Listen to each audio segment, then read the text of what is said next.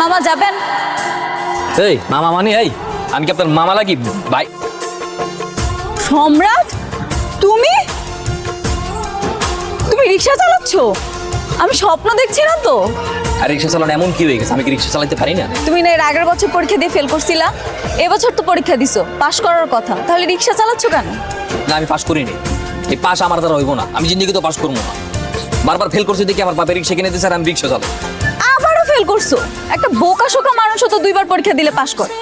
Exactly, বোকা শোকা মানুষ বারবার পরীক্ষা দিয়ে পরীক্ষায় পাস করে, কিন্তু আমি পাস করি না, কারণ আমি বোকা না, আমি চালাক।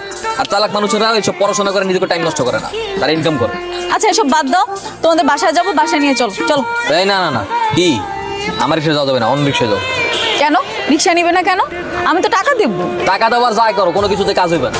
আমি আগে ডিসিশন নিয়েছি, যতদিন আমার রিক্সা চালাবো, আমার রিক্সা চালানোর ক্যারিয়ারে আমি পাস করা শিক্ষিত, আমাকে রিক্সা তুলবো।